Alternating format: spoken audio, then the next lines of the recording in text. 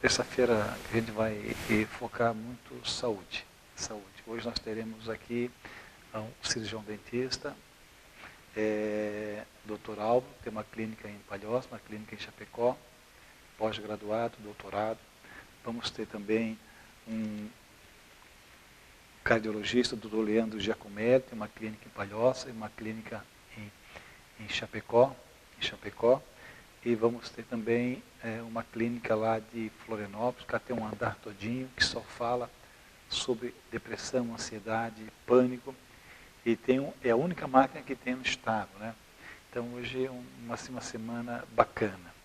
E agora, né, a gente vai conhecer com mais profundidade, básica, né, porque é só 15, 20 minutos, né, sobre epilepsia. Por isso eu quero dar boas-vindas à doutora Lúcia Suquis. Boa tarde, como vai? Tudo bem? Boa tarde. Prazer em conhecê-la, né? Uma alegria poder estar aqui e falar de um assunto que, na verdade, é o meu dia a dia. E a doutora é de onde, a doutora? Eu sou paulista, mas já estou aqui, casei com barriga verde, já moro aqui há mais de 15 anos. Eu fiz a minha formação em neurologia lá na USP de Ribeirão Preto e me especializei mais na área de epilepsia e eletroencefalografia, de neurofisiologia, né? E desde então aqui eu venho trabalhando com neurologia, com preceptoria de residência e principalmente com epilepsia e neurofisiologia clínica. O que é epilepsia, por favor? Epilepsia, na verdade, é uma doença, que é até estranho a gente falar que é uma doença só, porque são várias doenças que ganham o mesmo nome, né? A epilepsia acontece quando você tem... O nosso cérebro, ele acontece uma transmissão elétrica dos neurônios, né? Nos pacientes que têm epilepsia, uma determinada região, essa transmissão elétrica ocorre de forma anômala, é como se fosse um pequeno curto-circuito.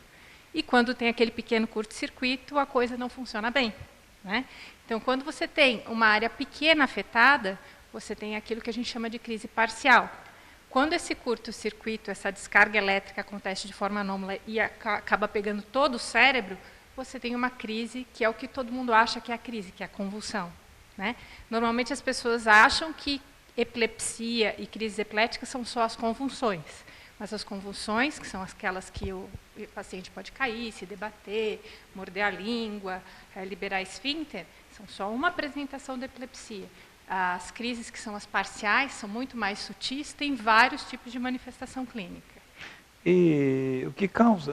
O que causa a epilepsia? As causas são múltiplas. O indivíduo já pode nascer com uma anomalia genética que vai... Hereditária? Hereditário?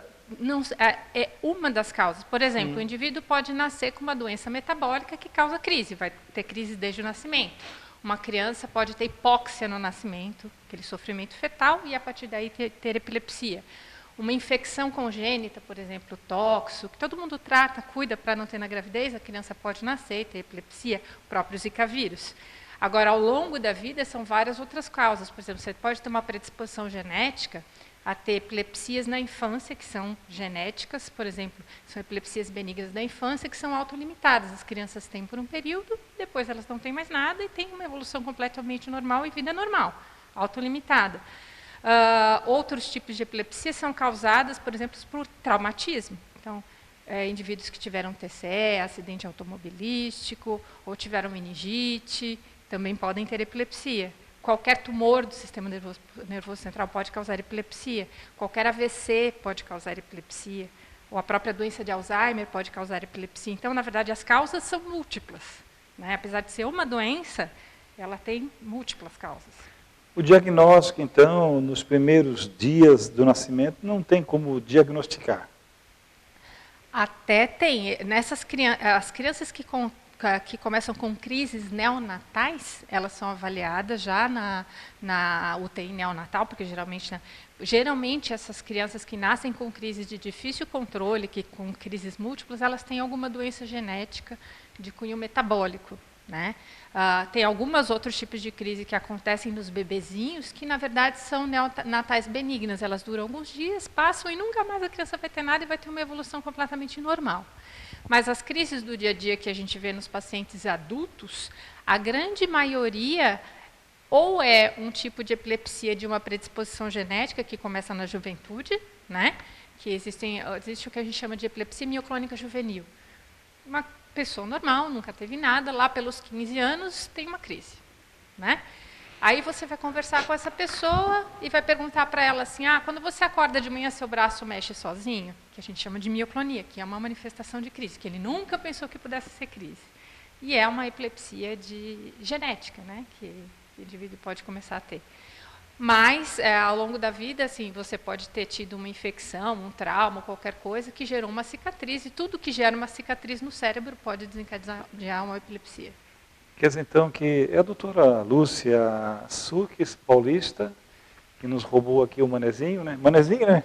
Manezinho? Um manezinho, assim, fez faculdade. Quem que roubou? Ele que roubou ou foi você que roubou ele? Eu fui roubada. Tá bom. Mas sair de São Paulo para ir para Florianópolis é um prazer. Tá bom, tá bom. Doutora Lúcia, quer dizer, então, que o diagnóstico nos primeiros dias é possível e depois a criança nasce normal. E depois de uma certa idade, é possível nascer, então, a epilepsia, então? A epilepsia pode começar em qualquer fase da vida. Um indivíduo que nunca teve nada tem uma idade que ela se concentra mais? Depende do tipo de epilepsia. Aquelas epilepsias genéticas que são da infância, elas são autolimitadas e terminam lá pelos 12 anos. Aí tem um outro tipo de epilepsia que começa lá pelos 15, 17 anos, que é essa epilepsia mioclônica juvenil. Depois disso, muitas das epilepsias acontecem, por exemplo, por trauma, acidente, tudo aí começam na vida adulta. Se fala muito em prevenção, né? Prevenção. Nós temos uma saúde de ferro, uma saúde normal, equilibrada, não temos doenças. De que forma que eu posso me prevenir para que essa doença, a epilepsia, não chegue em mim, não nasça em mim? Na verdade, você não tem como prevenir se você vai ter ou não epilepsia. Se você tiver uma predisposição genética, não há questão de prevenção, aquilo que já nasceu com você. A prevenção são aquelas coisas secundárias que podem desencadear a epilepsia. E atualmente no nosso mundo, que a gente vê que o Brasil é um país extremamente violento, com trânsito violento, a única coisa que a gente pode prevenir são os acidentes, né? Os acidentes de trânsito, os traumatismos, as infecções, por exemplo. Desde as infecções congênitas, que são preveníveis ao ponto de num pré-natal, desde as infecções, por exemplo, HIV, sífilis, que também podem causar, que são infecções que você pode investigar e pode tratar. E, na verdade, a investigação até o paciente adulto, por exemplo, numa população que envelhece, por exemplo, que vai ter Alzheimer, o Alzheimer também pode cursar com crises epiléticas. E como eu devo tratá-la? E tem cura? Para alguns casos, a epilepsia tem cura, tá? Mas, assim, o tratamento, na maior parte das vezes, medicamentoso e comportamental. Tá? Por exemplo, tem vários pacientes que têm crises em determinadas situações, né? Principalmente nesses pacientes jovens que têm essa epilepsia, como eu falei, mioclônica juvenil. Então, tem graus, então? Tem vários graus. Então, assim, por exemplo, eles têm crise por privação de sono. Agora, é muito difícil você fazer um jovem não privar o sono. Eles têm crise por ingestão de álcool, ingestão de drogas, né? Então, assim, dormir bem, se alimentar de forma adequada, não fazer ingestão de bebida alcoólica. E o cigarro? O cigarro faz mal? Cigarro faz mal para todo mundo, mas não em relação à questão de desencadear a crise. Ok. E quem tem epilepsia e fuma, é um malefício? É malefício como é para todo mundo, não é nada em especial. Ok. Muito bem. As epilepsias curáveis, geralmente, são as epilepsias que são tratadas cirurgicamente. Né? Tem algumas epilepsias que são autolimitadas, como eu falei, que são genéticas, você trata por um tempo, usa medicação, parou e nunca mais vai ter. E tem algumas que têm uma lesão específica no cérebro. Então, essas que têm uma lesão específica, em que é possível retirar essa lesão, tem chance de ficar curada. Então, a epilepsia, então, o paciente, vamos dizer que ele é um paciente, ele vai ter que ter assim, uma visita, vamos dizer assim, periódica à médica, então, a médica no caso. Isso. A investigação e o tratamento é individualizado. Sim, investigação, isso. Isso. O medicamento que serve para um não vai servir para o outro. Porque ele tendo controle, ele vai ter vida útil. vai ter vida normal na maior parte das vezes. E esse 80% tem vida completamente normal. E esse controle tem que estabelecer uma disciplina na visitação médica. Isso, e na aderência ao tratamento. E que tipo de medicamento é utilizado? É tarja preta ou é medicação? Tem vários, na verdade, né? A linha de anticonvulsivantes ou drogas antiepiléticas vem crescendo a cada vez mais, até para melhorar a qualidade de vida, né? Então, as primeiras drogas que o pessoal ouvia falar, era o Gardenal, né? Que a gente continua usando, mas Gardenal. muitas outras Esse drogas. Gardenal já é antigo, né? Já é muito antigo, mas continua sendo utilizado tarja em casos preta? específicos. Não é tarja preta, não a é? maior parte dos anticonvulsivantes é tarja vermelha. A maior parte deles, né? Então, assim, agora o importante é conhecer por quê. Por exemplo, você vai tratar uma mulher com epilepsia. Alguns anticonvulsivantes cortam o efeito do anticoncepcional. Ela tem que saber disso, porque ela vai engravidar sem querer se o médico não avisar. Algumas medicações são teratogênicas, então ela tem um acompanhamento médico e se ela quiser engravidar, não que ela não possa, ela pode engravidar, mas ela tem que fazer um acompanhamento médico e escolher a droga adequada. Agora, é mais comum a epilepsia em homens ou mulheres? Na verdade, nessas epilepsias de predisposição genética não tem muita diferença, tá? O que muda é a questão das epilepsias traumáticas, né? Então, assim, homens batem muito mais a cabeça, homens têm muito mais acidente de moto, homens têm muito mais acidente por arma de fogo, e aí o que acontece é que essas epilepsias, que na verdade seriam preveníveis do ponto de vista dos acidentes, acontecem muito mais em homens. Ou então, as pessoas que têm epilepsia, dependendo do grau, então, elas são assim um pavio, então? Ou elas são controláveis, elas se controlam? 80% dos pacientes que têm epilepsia têm um ótimo controle e têm uma vida normal, vida social normal e tudo. 80% deles são bem tranquilos se fazem uso adequado de medicação. Tem uma vida social normal, tem alguma limitação? Tem. Não devo ficar sem dormir, não posso beber bebida alcoólica, mas tem uma vida normal. 20% tem um pouco mais de dificuldade. Por quê? Porque as crises, apesar do uso da medicação, não são tão bem controladas. A epilepsia, ela é transmissível? Não tem. Não tem nada de contagioso, não tem nada okay. de transmissível, nada disso. A única coisa que tem é um potencial genético para algumas formas de epilepsia. E mesmo assim não quer dizer que se o pai teve, o filho vai ter. Não é assim que funciona. Em Tubarão, que é a maior cidade de Santa Catarina, Tubarão, né? Meu marido é de lá. Então ele é um cara importante. Da onde que ele é? Da onde? Me fala para mim. Ele é das OFA. Ai, meu Deus! Das oficinas! E o nome dele? Reinaldo Claudino. Reinaldo Claudino, ele é da Rua dos Ferroviários, então, ali, né? Não sei. Tem que saber, da Rua dos Ferroviários. Já vi que é gente boa, das OFA, né? Das OFA, então ele deve me conhecer, das OFA, já vi. Já caísse no encanto, é de Tubarão, é gente boa, né? Mas a doutora Lúcia Suquis, quem é Tubarão está mandando mesmo, né? Foi lá em São Paulo, buscou uma médica lá também, está certo. Doutora Lúcia, falando em Tubarão, tinha lá um amigo nosso lá, próximo da nossa casa ali, dos meus pais são ali de oficinas, a rua do campo eu já joguei no ferroviário, né?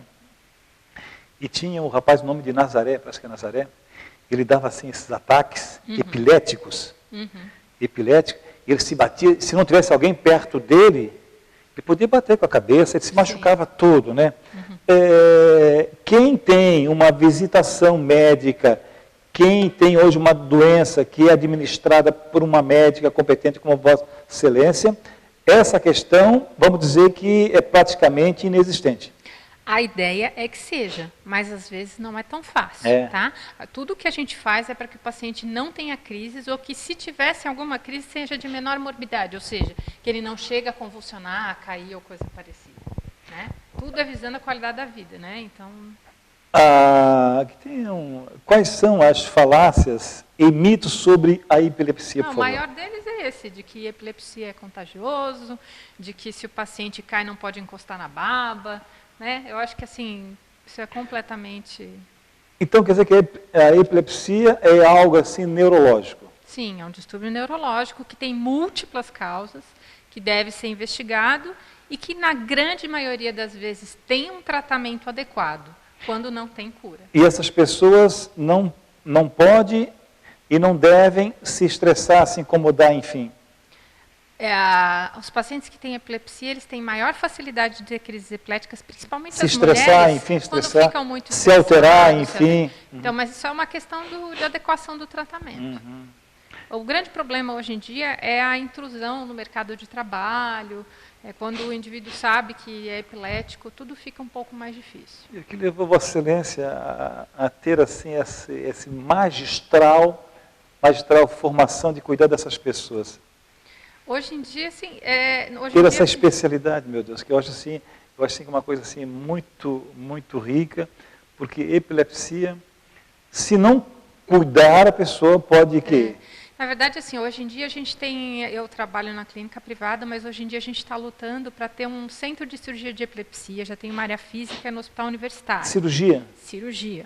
Então lá a gente cuida desses 20% que a medicação controla pouco. Então a gente tem ambulatório pelo SUS, que é um ambulatório de epilepsias refratárias, que são aqueles pacientes que geralmente não conseguem ser tratados por outros médicos, e lá a gente seleciona qual o próximo tratamento. Ou os que vão para a cirurgia, ou os que vão para outros tipos de terapia, né?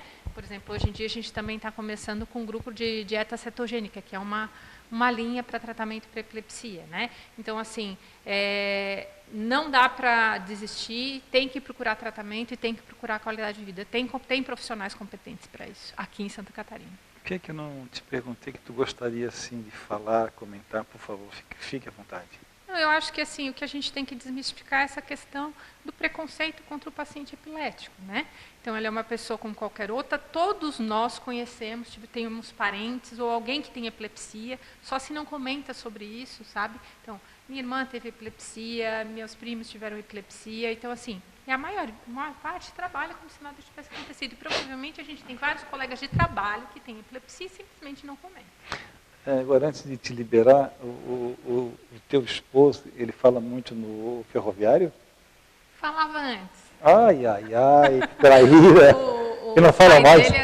Ele era como é que chama? Era jogador? Futebol de salão. Ele era o treinador de futebol de salão. Futebol de salão. E o nome do pai dele? Arnaldo Claudino. Arnaldo, então ele deve me conhecer, então, né? Deve conhecer. Dê um abraço nele, por favor. Diga que